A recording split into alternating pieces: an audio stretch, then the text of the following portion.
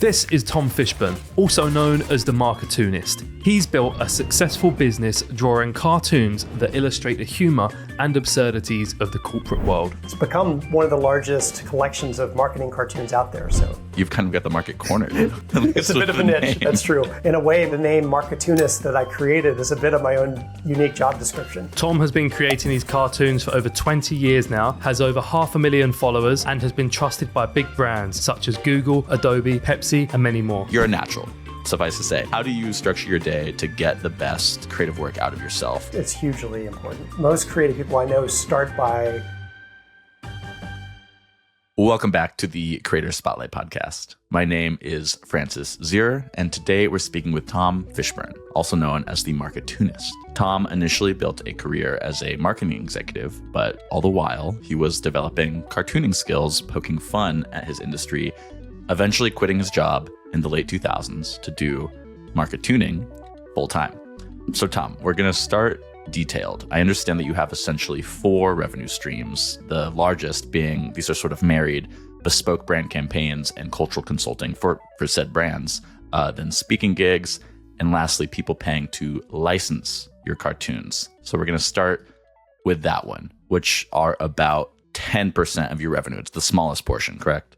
That's right. But it's been a stable, passive stream of revenue since the beginning.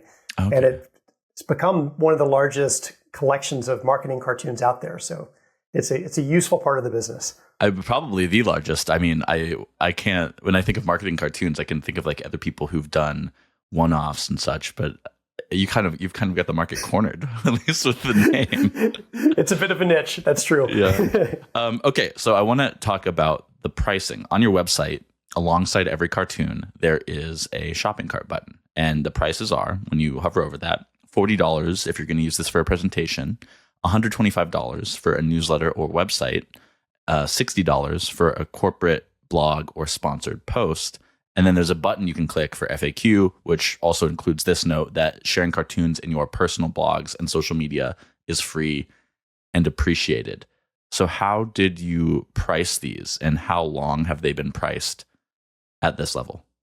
So like every way that I found ways to make money at what I do, it was a bit responsive. Basically, people started to ask me very early on if they could use the cartoons in various places. And initially, I or my wife would reply to every one of those inquiries. It got to be a little overwhelming. So I wanted to make a very simple way for people to license for the 3 most commonly requested items. And make it as simple as possible. A lot of the image licensing websites at the time had so many exhaustive options for licensing an image. It was like this gauntlet that you had to run just if you wanted to download it for a presentation. You had to pick what country it was in, and what the audience size would be. It was just overwhelming. So it was easier just to give up and just use the cartoon without asking for permission.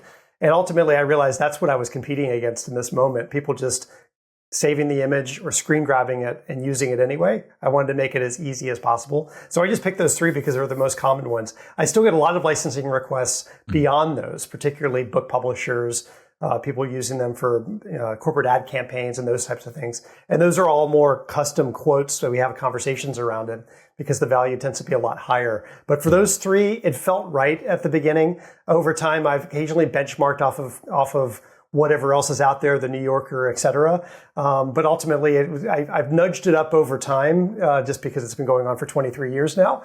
But I wanted it to be reasonable enough that people who were getting value out of the work were paying for it, but not so excessive that people would just give up and decide to just take the image anyway. And steal them, yeah. That's my next question is, how do you deal with unlicensed usage? I mean, it's the internet. We would go back as far as Napster, whatever. Any given media on the internet is constantly being AI. That's a whole nother conversation of data that's being put in for the machine learning. How do you deal with unlicensed usage? Everything I've operated since the beginning on sort of a good faith principle. I don't go chase people down. Generally, people feel comfortable, just copying the cartoon and putting it in a presentation. I'm not going to wave my hands around, but I generally, after publishing the cartoon for so long, I have a nice relationship with my audience. I try to remind them that, it's a way to keep it going. I don't charge for a subscription fee. it basically covers the cost of operations. The one time I do get involved is whenever I see occasions where people are taking the cartoons, changing them, or putting their logo into them. Or in some cases, I've seen cases where people have taken a collection of my cartoons and actually tried to redraw them in a different style. Those types of things, whenever I come across those, and usually I come across them because somebody sends them to me. Hey, I saw this and I recognize that as one of your cartoons. Those are the only occasions I really sort of intervene. And in those cases, I don't make a federal case out of it. I just send them a polite note on LinkedIn. Hey, I saw this. Would you please, respect the work and only share the cartoons as is? And by and large, it's been fine. I mean, like you said, it's the Wild West and things happen. I had to kind of decide to pick my battles early on. And ultimately, it's important for me to reach an audience and not have to have too many points of friction in reaching the audience. Mm-hmm. I wanted to be fairly compensated for my work, which is why I made it really simple to use the cartoons that I create every week. And then ultimately, from a business perspective, my biggest focus are deeper, more meaningful, collaborative campaigns. And in those campaigns, those issues don't come up. Yeah. Well, I mean, and the stakes are higher and you're doing much more custom stuff for them. I think the thievery, the changing, the words, that kind of thing. I talked to another person about a year ago, Pejman Milani, who he makes illustrations, and he's also quite popular on LinkedIn. And yeah, he said a similar thing. It's kind of just, you send a note and pretty much 9 times out of 10 or more, people are like, oh, you got me. Sorry, want to do it again. Like a little slap on the wrist, right? I try to assume goodwill. And in most cases, even when people are doing that, they appreciate the work. They just don't fully understand it. And so I always just approach it from that, a mutual respect level. Yeah. And genuinely, when I do that, I usually get a nice response, even from some of the more egregious cases. Yeah. People have responded. And so, I across the totality of my business, I have to decide where I'm going to place my efforts. And it would be easy to spend hours a day, spinning out on those types of issues. I've just decided I'm going to focus on just creating the next cartoon or doing the next deeper collaboration. This reminds me, kind of as an aside, this reminds me of something I saw about 5 or 6 months ago. I was interviewing another person, and I'd seen her being part of this conversation. So we brought it up where this writer using Substack had posted how she was kind of angry that the New York Times, a writer at the New York Times, had quoted some of her work, had built on some of her ideas, and quoted her and linked to her work in the piece. But it was this kind of like anger that they would do that without asking her, which I just bring up as a way of saying like, these kind of like usage rights. And like, when is it okay to use someone? That's obviously like a quote with credit and somebody has ideas. When it's like writing is quite different than like in an illustration you're just copying. But I don't know. It just strikes me like how confusing, how blurry the lines can be on usage and like engaging with other people's work on the internet. Yeah, there's a gray area for sure. I just always try to operate. Ultimately, the core of everything I do is this connection with the audience. Mm-hmm. And fortunately, over 23 years, with some minor exceptions, it's been a pretty deep and meaningful relationship. Yeah. What do you mean by minor exceptions, if you don't mind? Well, examples like that where people might take the cartoons and drop their own logo into it and have it promote whatever their company is without asking. By and large, most of the times where I see my work connecting with others, it's the respect is returned. Yeah, that makes sense. Okay, so going into a larger chunk of your income, you've said that you make most of your money through these more custom brand deals combined with consulting, which might be external marketing campaigns, perhaps a series of cartoons, or often too, which is really interesting, the internal cultural work, whether it's like a manual or whatever. And then this is often also married with this consultation on humor as a leadership skill and surely more things. But you've said that this has been north of 50% of your income for basically the entire decade and a half that you've been doing this full time. Tell me more about this. Yeah, so that really was the initial business model. The paid speaking, which I also do, came later. I didn't know that could be a business, but that actually that was near 50% last year. So it's really between the two. I'm spending a lot of my time in those areas. That also came by demand. My first request came from the Asian edition of the Wall Street Journal. They asked me to create a bunch of cartoons for them to create basically a cartoon book on how to get the most out of the Wall Street Journal. That was the first light bulb moment for me because I had a day job in marketing And here they were using cartoons to create as a marketing piece. And I charged them a per cartoon rate. And I realized through that project, I had my pricing model all wrong, because actually the value that I was bringing was that I was also a marketer. So I was giving them pointers and suggestions on how to use the piece. And that really created the impetus for the whole idea of the business, that I have a marketing background and a cartooning background. And if you put the two together, there's a lot of value in cartoons as a medium, but the marketing strategy is part and parcel with it. And so a lot of trial and error went into it. I mean, it was on the side of my day job, a pretty busy day job, and I would get these requests from companies asking if I would create marketing campaigns for them. And in the early days, I was pricing on that per image rate and benchmarking off of things like the Graphic Artists Guild. They give pricing sheets on what a custom cartoon is priced at typically on average. And one of my clients afterwards came up to me and said, I really like the work that you created for us, but you're thinking about yourself all wrong. You need you went to business school, you should know this, but you should be pricing on the value you're bringing my business, not just based on a cost benchmark. And so putting all that together, I started to think, what could I charge for a campaign? How could I think about the pricing for this? And so I was kind of experimenting with a bunch of clients on the side, up into the point that I was ready to leave my corporate job to focus on this full time. And at that point, I had structured pricing that was meaningful enough I could imagine starting a business around it. And it was creeping up to about my income was about half of the salary I was making at the time. And that gave me confidence to finally cut the cord and make a jump into that business full time. And since then, it's been a case of experimenting with different ways to make that business work. Yeah. So at that point, we can cover this briefly. When you left, I think you had around 100,000 subscribers or so to your newsletter, correct? Which you'd been doing for about a decade at that point. I might have those numbers wrong. It was less than that. I've always focused on having high open rates and a smaller audience rather than the audience side. I can't remember what the size of the newsletter at that point, but it's been closer to around 50,000 today. Okay. Well, but suffice to say, you had a lot of very engaged people. And I think that you'd been sort of building this up for a while. I really like this detail that I think it was sometime in the early 2000s, you had joined General Mills, and there was around 30 of you who started at the same time. And you'd been doing these kind of for fun doodles, almost you could call them at that time, where it's just for fun, kind of just for you. You'd done them for the Harvard Business Review newspaper when you'd been there, and you decided, hey, I've been doing these cartoons about our work. Do you want to be on this list? And it was this BCC list of 30 people. Yeah. And I understand from there, it was kind of this, I mean, in the earlier 2000s, I think of I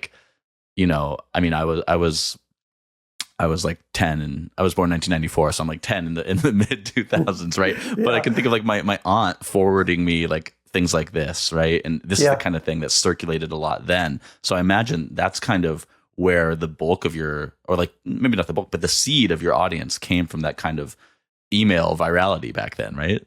100%. I never did any additional outbound push beyond that. But I did add things as they came along. I started blogging in 2007, and I started adding social media as those channels emerged.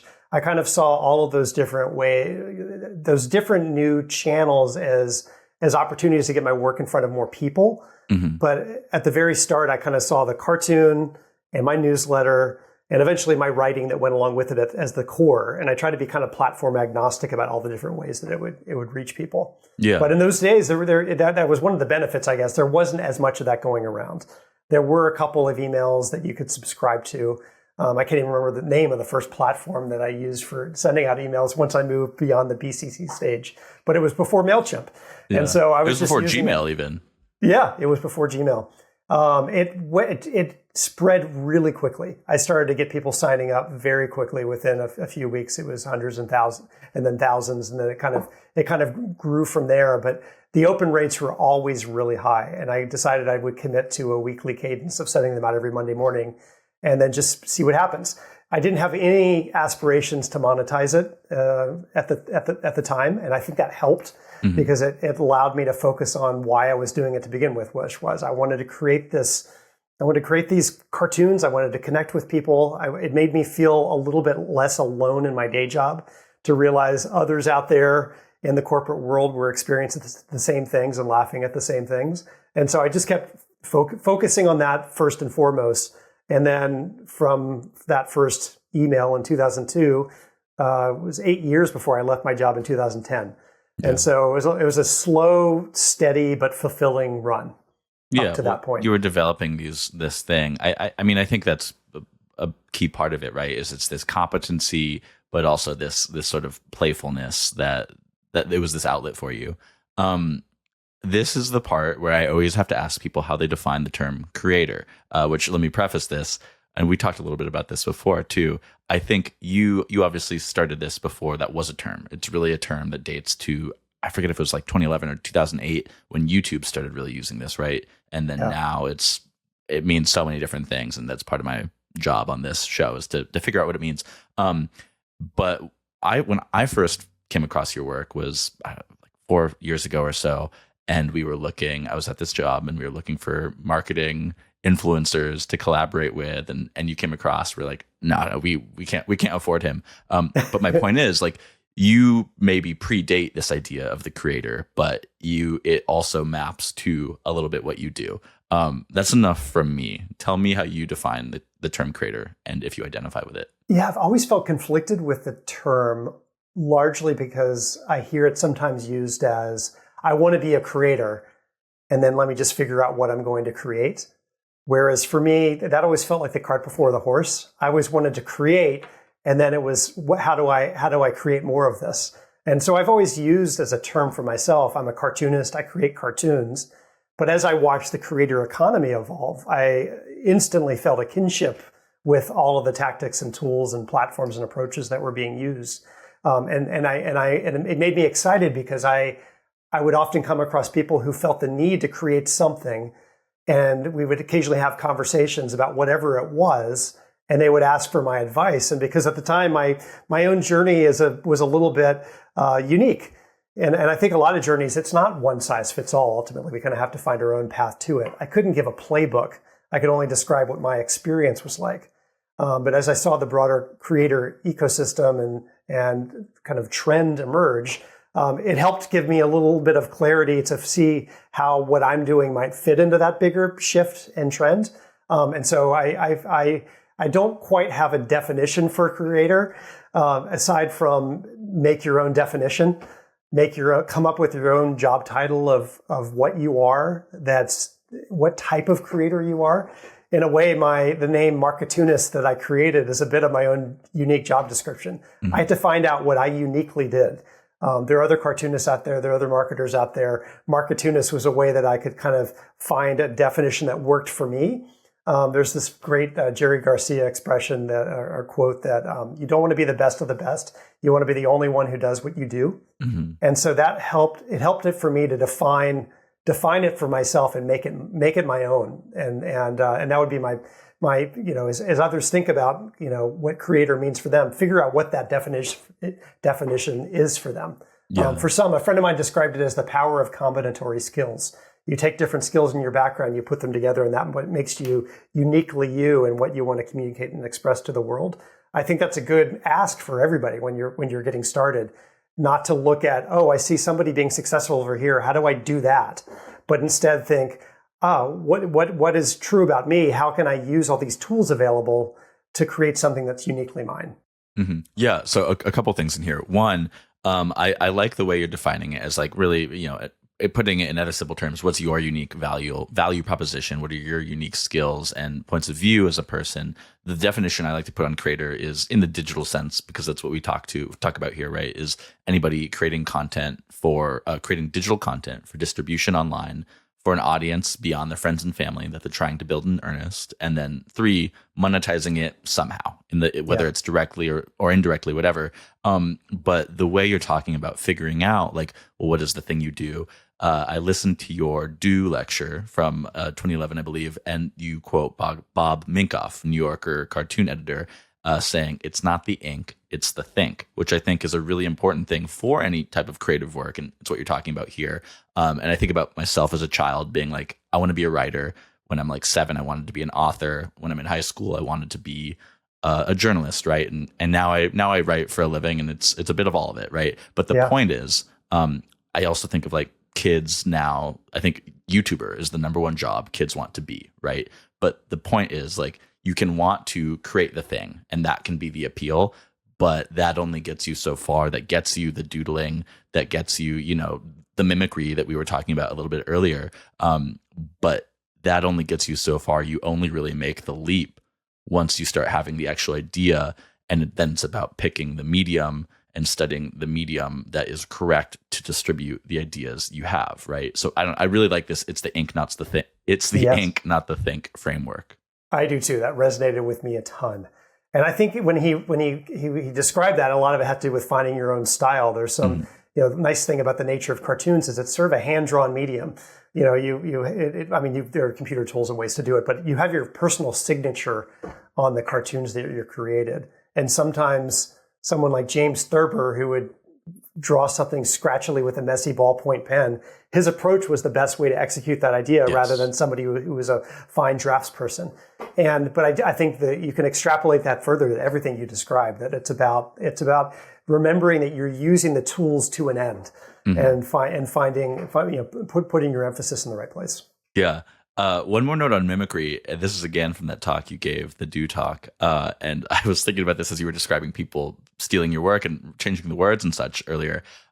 You described as a kid using Silly Putty to copy your favorite newspaper cartoons to other paper and then replacing the words, which obviously the difference here is that you were just doing that as a way to learn and have fun as a child, not as somebody trying to, build an audience or make money on the internet. But I guess my question is, how important do you think that kind of mimicry is in creative work for developing that taste and executional skill? Oh, when you're starting, it's hugely important. And I think most creative people I know start by in some ways copying aspects of their heroes. There's a line between rote copying and then being influenced by. But in the early days, experimenting and mishing and mashing all these different styles of people you're influenced by is a big part of the process. I've heard it described as like the early days of creating stuff. It kind of looks like a Frankenstein monster where you have these parts from different influences, and over time the stitches disappear and it kind of becomes your thing. And so a lot of my work has been influenced by other cartoonists for sure. It's how we do it. The difference between what I was describing when someone's dropping a logo into one of my cartoons, it's not the same They're as not being inspired by my work. Yeah. and so there is a line there, I think. But yeah, being inspired and by the creative work that's out there is a big part of the process. But ultimately, to keep it going, certainly with any longevity, you have to find something that's true to you and that's your true expression.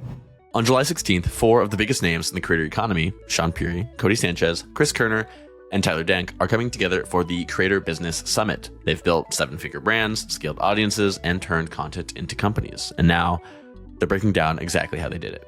Whether you are just starting out or scaling fast, this free, live, and virtual event will give you the playbook to turn your audience into a real business. Don't miss it. Visit beehiiv.com/virtual-events to register for free. That's beehiiv.com/virtual-events. This brings up another thing that I heard you, I forget which podcast this was, but you were talking about how, or the person was asking you why there's no consistent characters in your work. You have, this style, but there's no like Calvin and Hobbes, right? There's no Calvin, there's no Hobbes, there's no core character. And you were saying how you were inspired by Gary Larson, one of my favorite cartoonists, and how his effort was to create this single panel joke that worked on its own independently. And, the characters might kind of look the same, but it's not the same guy or the same cow, maybe in his case every time, right? And how you so what I'm interested in asking you about here is like this idea of like using these props to tell a story versus the idea of using repeated characters to tell a story. How do you think about that? Yeah, I think characters are incredibly valuable, and I know a lot of cartoonists who use them. I feel like having something that's recognizable over time, particularly in a cluttered world, is key. For me personally, because this came out of something I wasn't really thinking strategically at the start, I preferred the idea of not being hamstrung by thinking I want to communicate something. I have to think which of the characters I have would best communicate it. I started thinking, because one week I would write a cartoon about social media and the next about sustainability and the next, technology. I wanted to have free reign on it, however I wanted to set up that idea. And I love the Gary Larson world that one minute you're in a cow pasture and the next you're on a planet somewhere with aliens in a spaceship. I love that kind of flexibility personally. So that was sort of a self-motivated direction. And I realized over time that my drawing style became something that was recognizable. While I don't have identifiable characters, I do hear from people like, oh, I know that's one of your cartoons. Or occasionally when somebody does take one of my cartoons and takes my signature out of it and posts it with their own logo, people are like, I know what that is. That's one of Tom's cartoons. So I found that my own signature drawing style became a recognizable, repeatable reference point so that people would know it was me and was mine. And I leaned in that direction. But there's definitely room to play with consistent characters over time. In some ways, I'm glad that I didn't, because the characters I would have come up with in 2002 might seem stodgy when I'm writing about, AI, for instance. The marketer in the cubicle, I still, reference, and it's part of what I work on. But people aren't often working in cubicles or open plan offices. People have changed over time. And I always found it a little bit silly whenever I would see like an old Dagwood Bumstead cartoon, a character that was created in the 1930s. And suddenly, somehow Dagwood Bumstead is in a modern day office talking about email or whatever. It just seemed like discordant to me. It makes sense. And so sense. I preferred the great flexibility of like, I am designing one piece at a time and I'm going to use whatever tools at my disposal help communicate that one idea. Mm-hmm. But by the same token, I want to make sure I have my signature on it. Mm-hmm. So we were talking a little bit ago about how when you started, there was exponentially less content on the internet, period, right? Let alone quality content, really thoughtful content. There was just exponentially less. Now it's so competitive. One of my beliefs about the creator economy is that in the same way that, 15, 20, over the last, let's say 25 years, this kind of refrain has been learn to code, whether you're a kid in school or, young person or just a mid-career person trying to shift jobs, it's learn to code. Now I think that's less so with the rise of like vibe coding and these tools like Cursor, et cetera. But my belief is what's replaced that is marketing, and like with everybody participating in the creator economy, you get an edge by quality content, sure, but like everyone has kind of become more sophisticated and better at marketing and gaming these platforms. So what I posit to you is that marketing is kind of the core skill in the creator economy now, and it's so hyper competitive. What do you think? It's definitely a core skill. I think in some ways I talk to a lot of creative people and they're frustrated when I tell them what the typical day looks like for me and how much of it is not actually at the drafting table, because I think I often frame it less as the marketing part of my job and more a bit as the entrepreneurial part of my job. It's finding new ways to find audiences. Some of that involves marketing and some of that doesn't. One of the early words I wrote down before Marketoonist was being a cartoonpreneur. And that was more of an internal motivated term for me of how I saw what I did, that the state of play was always going to be changing. And I couldn't continue, 1 year after the next doing the same thing over and over again. I had to constantly be aware and open to new opportunities and try new things out, try new business models, try new platforms, continually experiment. And so a big part of my day, was that. How can I get in front of audiences that way and evolve over time? And I feel like every artist in some way has to be entrepreneurial, because the traditional, particularly in cartooning, the platforms of newspaper syndicates aren't what they used to be. You can't just rely on an intermediary to do that for you. So I focused on bringing that in-house, kind of owning that part myself. Part of that is marketing, to be sure, and I think we have to know the platforms and think about how we're reaching the audience. I knew that, as you said, it's getting more cluttered, it's getting more competitive, and I'm never going to be the first mover on all these different things. And so by the same token, I wanted to do a few things well rather than try to do everything. And so the email newsletter, the humble email newsletter, has been my platform since 2002. And I love that in a way it's such old school tech, because as things continually evolve and there are new opportunities, and I certainly have enjoyed experimenting with them. I've seen great opportunities with LinkedIn, for instance, in reaching an audience. At the end of the day, those are platforms that I have very little influence over. And the algorithm giveth and the algorithm taketh away. And you might be up this month, but next month, you're from hero to zero. And so I decided that I would rather focus on a few things and truly ultimately try to have a connection with my audience that I prioritize above all else. And I go other places, and I've been told again and again that I'm missing opportunities. When blogging emerged, they said, "What you can't blog if you're not blogging once a day." And I'm like, I have a day job. I can only do it once a week. And most of the people who gave me that advice have long stopped blogging. So I've learned over time that you have to kind of trust your instincts. There's a lot of faddish nature to what's happening. A lot of chasing bandwagons and shiny object syndrome.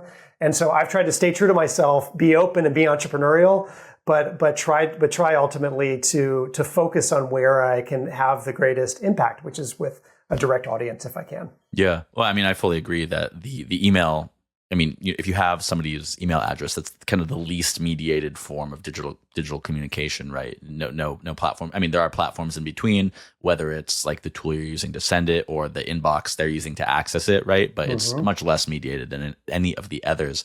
What do you make of the Humble newsletter, as you said, kind of having this resurgence? Like, you could say it never really went away, but I think over the past 10 years, when like the Skim and the Hustle, Morning Brew, up to now with like your Beehives, your Substacks, it's such a thing. What do you make of this medium and how it's changed in the 23 years you've been sending a newsletter? I've loved it as a medium. I love that it continues to be a medium. In some ways, the clutter effect is the part that I find I'm most watchful about. People could sometimes subscribe to so many newsletters they forget how many there's. There's a clutter factor certainly in the newsletter economy right now that I pay attention to because whenever anybody says, "Oh, this is where we all need to be," and if I'm in that place, I start to think, "Uh-oh, that means that there are a lot more people. There are a lot more people in the pool," and so I watch that. But I think ultimately it's a validation of a trend that there's the connected audience aspect of it, but I think there's also in a way it's a counterbalance to the algorithm push of all the rest of social media. Particularly something like TikTok, where it's wired to see what you're going to engage with, but it's not necessarily what you want. You can spend, an hour on TikTok and get off it and just feel exhausted. And where did that hour go? I've always been more of the mindset I'd like to be. I know that my buttons can be pushed in certain ways. So I'd rather not put myself in positions for my buttons to be pushed and instead be more deliberate about what I consume. Partly because I've learned I really need to be structured about how I spend my time in different things to really do what's meaningful to me in the long run. A lot of algorithm heavy social media feels like empty calories to me. Whereas when I subscribe to a few people I really want to hear from, I feel like there's more nutritive value in that. Mm-hmm. I 100% agree. You are what you eat. That's especially true with information, with media, right? Talk briefly about these platforms. So you're on Twitter, Instagram, LinkedIn, probably some of these others, but those seem to be your core platforms. On LinkedIn, this is your largest following by far. You've got 422,000 people there, 60,000 on Instagram, 37,000 on Twitter. LinkedIn seems to be a good investment for you. How has your relationship with these platforms, like specifically these three, gone over time? You just talked more broadly, but specifically these three. Yeah, even as those platforms emerged and I saw success there, I still saw my newsletter as the core. So at the early days, I was literally just taking my cartoon and I'm like, fine, I'll put it there. My audience is there. They want me to be there. I'll put it there. My LinkedIn audience is actually, in a way, people were looking for me personally, but then they're also looking for my company page. I was a little late to that. People were like, where's the Marketoonist LinkedIn? So now I've since added that too, and that's another 60,000. And I was late to realize people were looking for that as well. So I was sort of like out of sight, out of mind for a lot of those. I was on autopilot. With LinkedIn, I started to realize that's where the interesting discussions were happening. In the early days, when I had an email newsletter, I would direct people to my blog, which I still do, but I had a comment section on every blog post, and they were really interesting, provocative, commentary at the bottom of every one of my cartoons. 30, 40, 50 comments with people giving their own personal stories and examples. The internet ecosystem changed, and some of that's bot driven.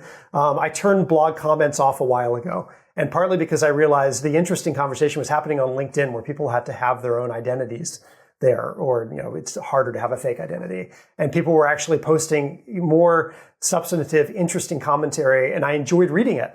I enjoyed reading what people write about my cartoons or whatever post I've written every week when it's in LinkedIn, because it's connected to their identities and they have more skin in the game. So then I started to think, oh, this is a place I want to spend more of my time. And I had a lot of success with LinkedIn, I think, because particularly in the early days, there wasn't anything like cartoons in there. Now, now LinkedIn, there's LinkedIn creators. Yeah, exactly. And it didn't exist before. So they pretty early on named me sort of their top voice category, and I saw a lot of algorithm success from that, and my audience grew. But I decided to just keep focusing on what was working, which is putting my material there, my cartoons, my article, and then engaging a bit more with people who are responding to my work there. So that's really where I see the closed loop of being able to see what people thought about each cartoon, or I saw this in my situation, or if you thought about drawing a cartoon about X. That's really the only bit of social listening I do is in LinkedIn comments. Well, this is because probably the quality tends to be higher. This is a big source probably for your ideas, right? Because I don't think I think you've only been doing I might be wrong, but I think you've only been doing Marketoonist for about 5 years. You were consulting for this company for a little while that ended around 2019. Correct me if I'm wrong if you do more consulting, but that's something I wondered is like, if, for a long time, for many years, you worked in marketing and it was very easy to get these ideas, to get inspired in your day to day. Whereas if you are sitting in your home office here and not interfacing with coworkers complaining about these things every day, right? It might be harder to get ideas. So is that something that's been harder for you as you've gone more full time in just Marketoonist, or are you just finding ideas on social media? Yeah, it's evolved. Part of it, I still see very much what I do as working in marketing, because I'm working with all of these clients and developing marketing campaigns. It's just, in a way, I see myself less client side and more agency side for that part of my business. And I learn a lot from their experiences in a wider variety of industries than I ever did before when I was just working in consumer packaged goods. The other benefit I find from doing keynote speaking is I get to travel and be at conferences and meet people in person and hear stories from them. I get a lot of ideas on the road that way.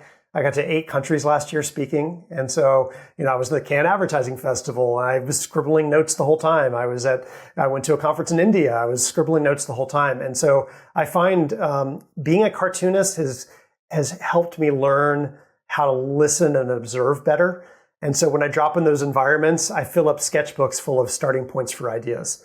When I'm talking to clients, I fill up sketchbooks full of potential starting points for ideas. And then that's all raw material to work from. And so I don't, it is different than working day to day in an office with colleagues, but I see the same level of inspiration everywhere that I did before. But to your point at the start of it, LinkedIn is one of those channels. Like I get inspired by things. Somebody will share something happening to them. And particularly, as AI has been emerging more and more, I'm not inside an organization trying to grapple with the organizational change that comes with these new tools. And so learning by other people's experiences and how they're talking about what it's like for them tangibly, to how their job is evolving, how they have anxieties around those things. I'm picking up a lot of cues from some of that LinkedIn commentary. That makes a lot of sense. Let's talk about your work with clients for a little bit. So I think I heard you say this in another podcast, how it took you a while, but you eventually got better at saying no to projects. And at first, of course, it's like, you're building this up, and so you're quite grateful for any work, and then you start getting more, rigorous around your pricing, and eventually you start being able to say no. And I've been on both sides of client work as an agent, as a client, and figuring out that brief and how much leeway, how much leash to give people, which I'm of the belief that you give them a few details and let them do their thing. And that's kind of why you chose to work with them, right? But a couple questions in here. First, what are the red flags that cause you to say no to a potential client project? Yeah, I've gotten better at this. It was harder in the beginning, partly for the reasons you described and partly my own imposter syndrome. I wasn't comfortable standing up for myself. And creative work is very personal. And so it's hard to find those sorts of boundaries. But it has gotten better. And the more projects I've done, I can sort of see the flags And one thing that's helped a lot, I should say, is approaching a business in this way means that by and large, I get hired by people who consider themselves fans, which means it's already on a nice playing field. There's a mutual respect built there that doesn't always happen when a marketing team is working with a creative. So I feel like I'm already in a good place by structuring my business that way, that the leads come through that way. But generally, I look at is the subject matter interesting to me, and I get interested by a wide variety of sometimes bizarre industries. I like finding the sources of humor in those industries. So it's not necessarily something that I've had direct experience with, and sometimes when I'm learning about a new industry, that can actually appeal to me. But the first thing I look at is there something funny here? Can I find that there's a subculture or lenses of humor that I can play with in this industry or domain or audience type of group that would be an interesting challenge to work with? That's one sort of lens, and there are definitely red flags that can sometimes emerge in those areas. But the second thing really is the team. And who is on the team? Who is on the team briefing? Who is on the team reviewing? The number one thing is making sure there aren't too many cooks in the kitchen. And cartoons are particularly fragile. I think any form of creative expression is fragile, but cartoons in particular, if you try to layer on, 10 points of feedback, you can very, very quickly dilute the idea so that it may respond to all of that feedback, but you completely lose anything that made it funny. I think this is the problem where often in creative work where people want to be involved, you want to scrawl your name in the cement before it dries on the sidewalk, kind of, when sometimes you should know that that's not your role in this particular project. Exactly. And people mean well. And I've been on both sides of it. So I try to approach those situations first off with humor. If I see it happening and I think we can move past it. But if I get an early read on a client briefing that this is not a good cultural fit, one of the big things that can happen is you get a couple of people who are really excited, and then they say, well, once we have the ideas, then we're going to take it through this gauntlet of people that you'll never meet. And I've seen that movie before, and that just doesn't play well. And I thank them. I appreciate them thinking about me, and I politely decline moving forward on the project. And it's just not worth it. I feel like in one sense, the choice I made in my business model to be stay deliberately focused and small and not scale a big agency means that I actually have so much capacity for creative collaborations a year. And so anything that I would take up time with one that doesn't fit means that I wouldn't have the time to do my full effort on one that is a good fit. Yeah. And that helped me get a little bit that helped me feel more comfortable in saying no so that I can say enthusiastically yes more often. On July 16th, 4 of the biggest names in the creator economy, being Sean Puri, Cody Sanchez, Chris Kerner, and Tyler Denk, are coming together for the Creator Business Summit. They've built 7-figure brands, scaled audiences, and turned content into companies. And now they're breaking down exactly how they did it. Whether you are just starting out or scaling fast, this free, live, and virtual event will give you the playbook to turn your audience into a real business. Don't miss it. Visit beehiiv.com/virtual-events to register for free. That's beehiiv.com/virtual-events. You did at one point try to experiment with starting an agency. I don't know how long this lasted, though. Can you tell me when you did that, why you did that, and then why and how you shut it down? I did. Part of my initial motivation, I thought, if I'm doing this as a business, I need to grow it into a business, with an office. And I saw a big gap between this incredible talent pool of cartoonists who are incredible storytellers and their traditional markets who've gone away. And I thought, I have this business background, I can be an intermediary between them. And I experimented at various points in bringing on other cartoonists onto specific projects or other teams or into part of what I did. And parts of that was interesting and gratifying, and I got to meet a lot of people, and I have such respect for cartoonists, and had so much fun getting to know them personally. But I found myself turning into a glorified project manager. And it wasn't why I quit my job to follow a dream, ultimately, was to become a glorified project manager. And so that was the big shift ultimately. I still do collaborations occasionally, particularly on things like animation, where I want to work with experts. But by and large, people want to work with me because they like my style, they like my approach, and I prefer that too. I prefer going deep with fewer clients rather than really in a shallow way across lots of clients.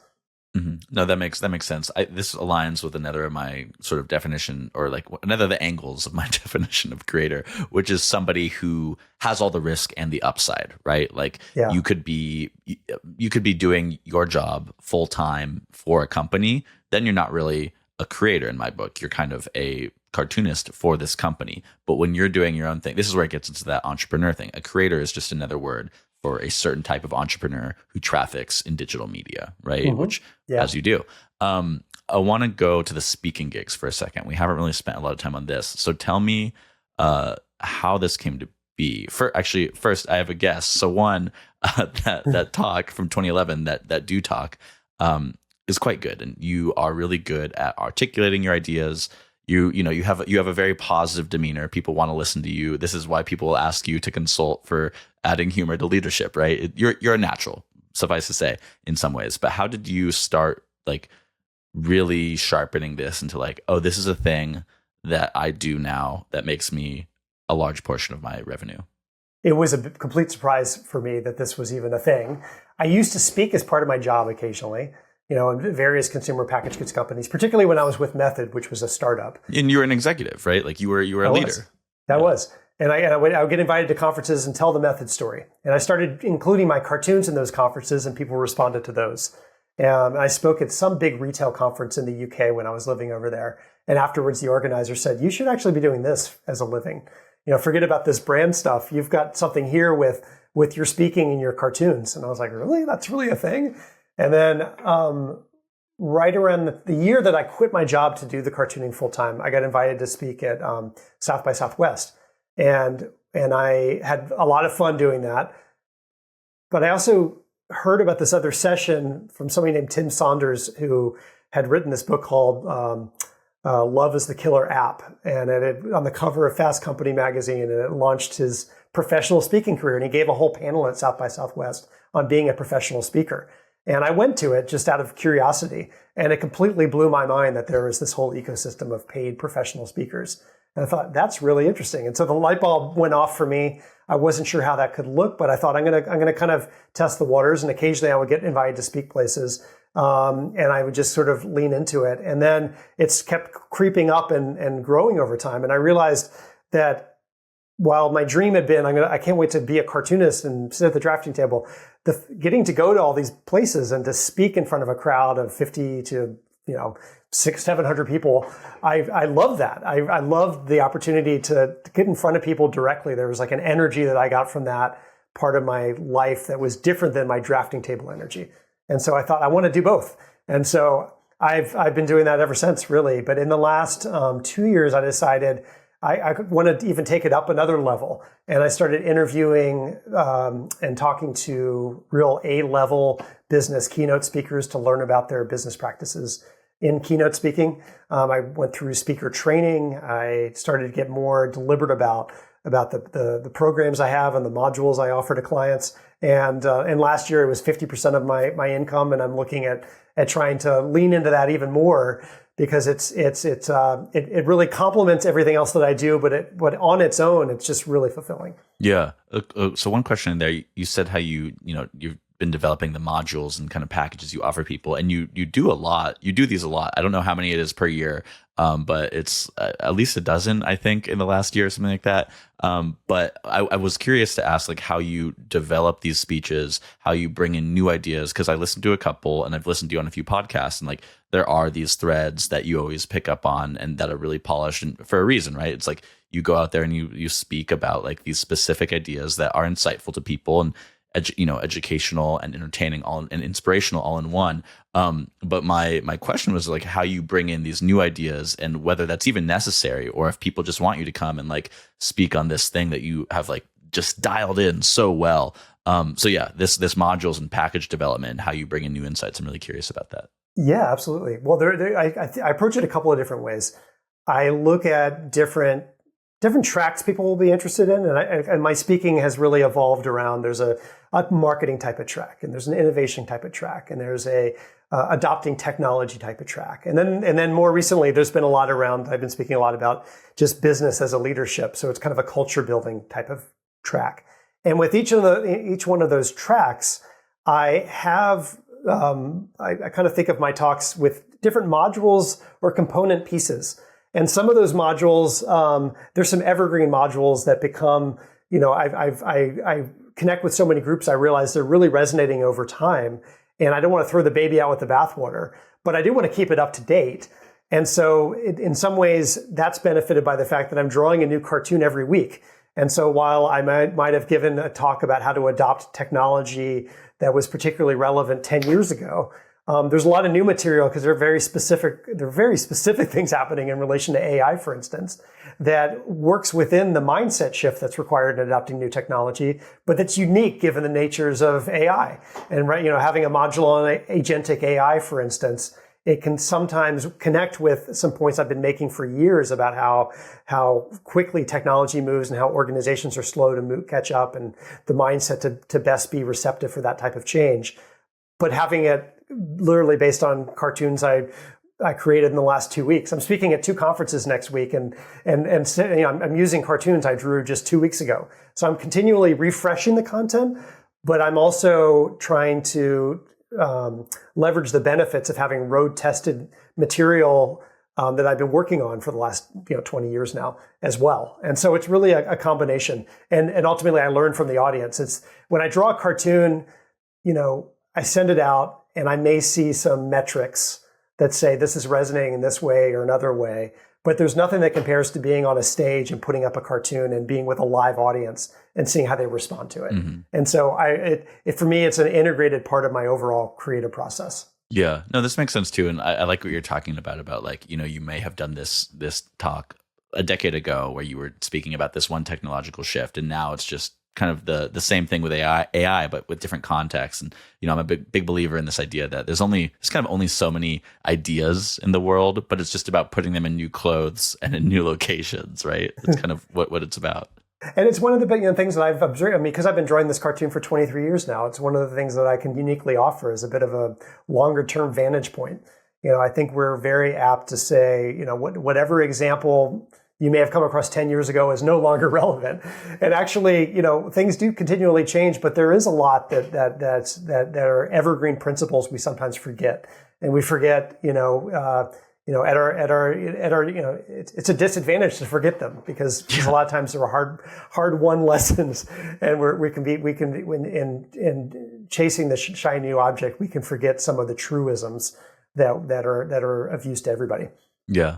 Speaking of not chasing shiny new objects, I understand that part of your creative process is you'll listen to Miles Davis' Kind of Blue every morning. Old album, one of my favorite albums, one of the best albums of all time, I would hazard to say. But I like that you said you do this every morning, because I'm definitely someone as well where I know that my brain is most creatively active from, let's say, like, give or take a half hour or an hour from like 8:30 a.m. to noon, and then again like 6 p.m. to 10 p.m.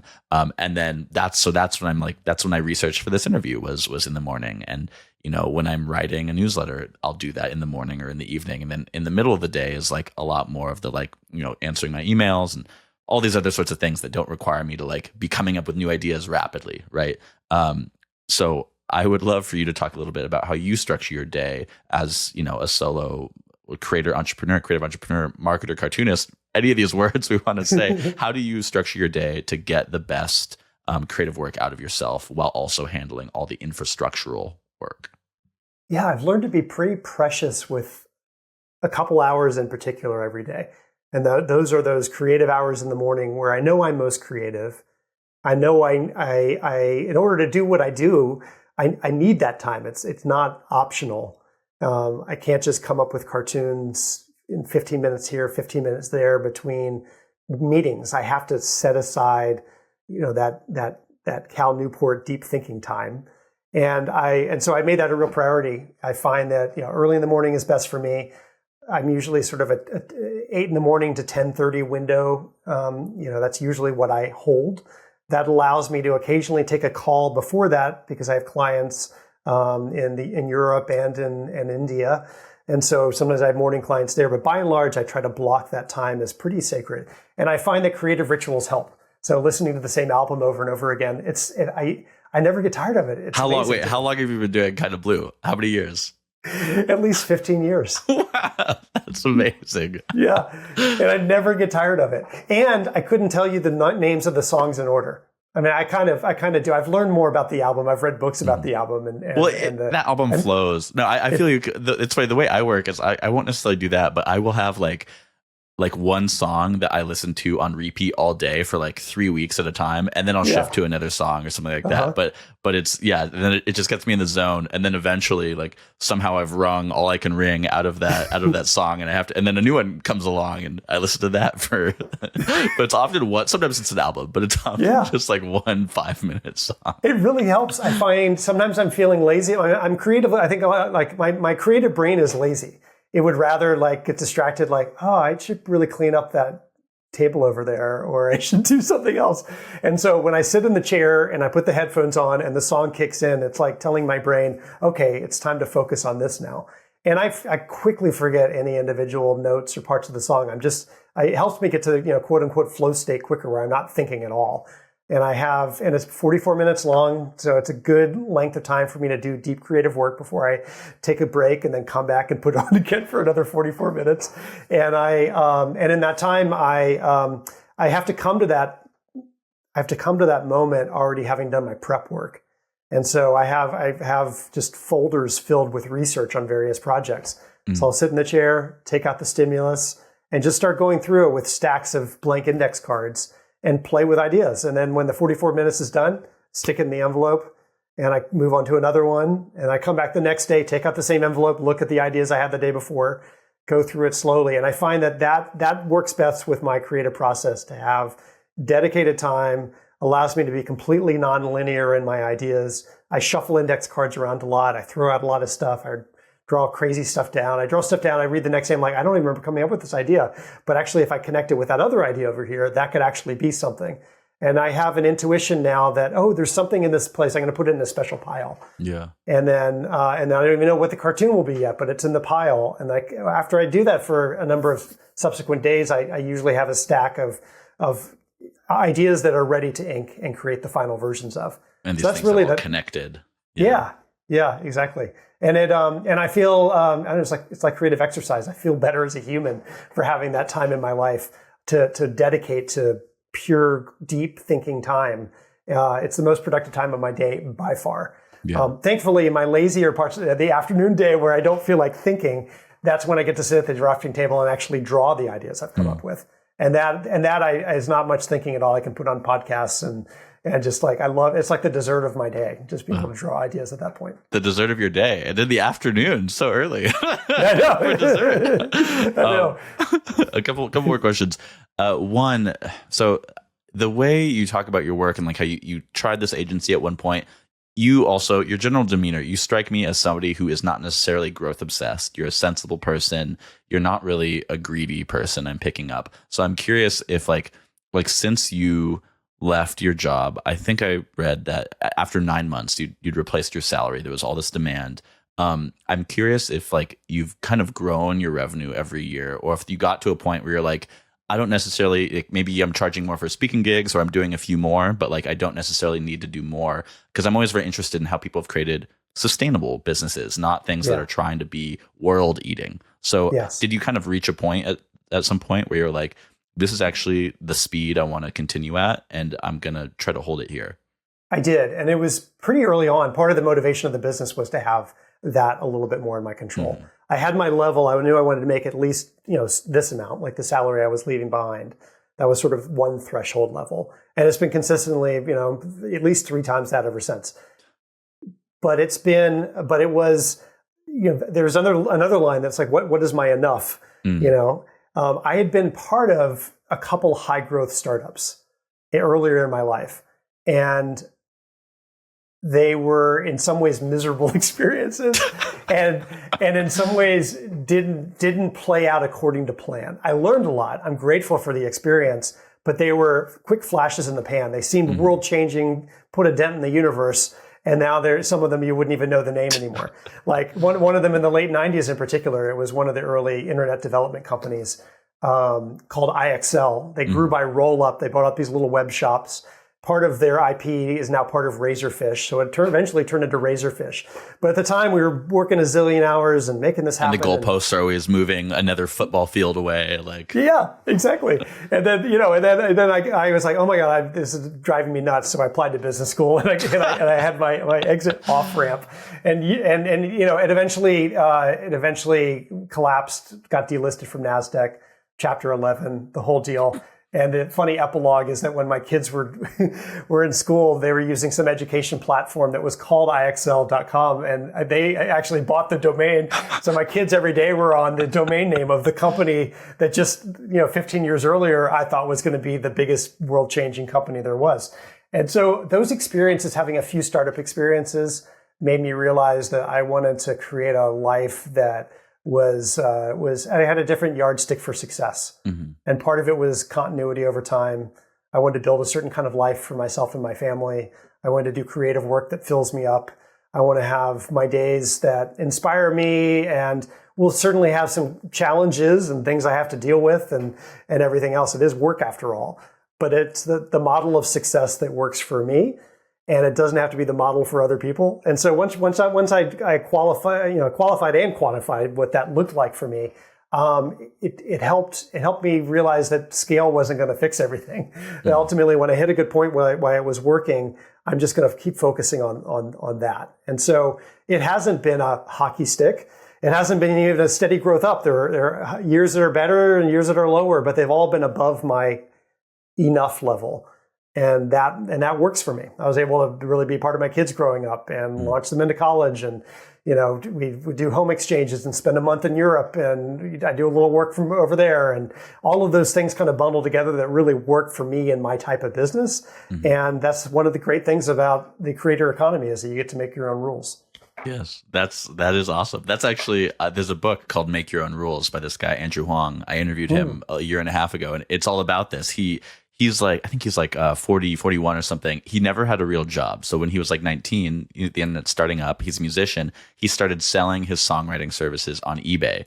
And that was how he started making money. And now he's like a big YouTuber, and similar to you, will do client work and stuff like this. But you do it long enough and with enough care and obsession, you build up these sustainable businesses. One other thing I wanted to touch on before we stop is my last reference to that Do talk from 2011, which we'll have to link it in the comments. I've mentioned it enough times, but you mentioned when you were at Harvard Business School, your friend Prash, who was the editor of the Harvard Business School newspaper, and you told him that you wanted to be a cartoonist as a kid. And as you say, he hounded you for cartoons until you started making them for the paper.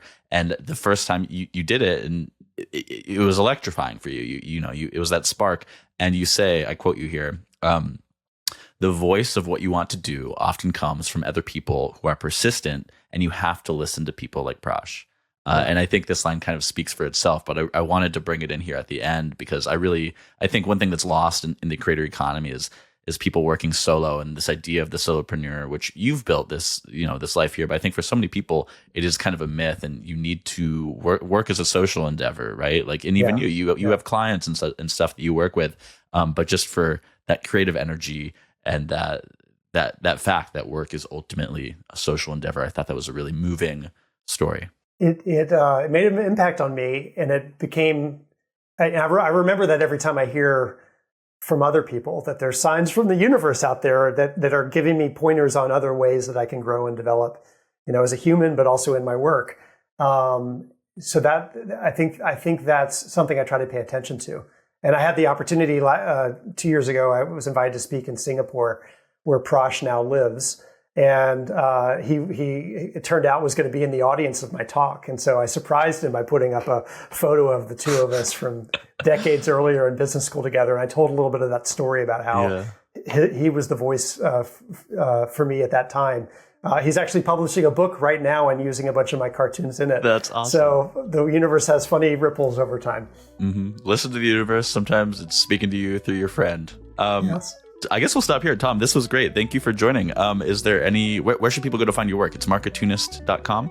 Yeah, Marketoonist.com. And I love connecting with people on LinkedIn. So that's another great place to go. And of course, I have a weekly newsletter I send out every Monday morning. Subscribe to it, folks. This has been Creator Spotlight. Thank you for listening.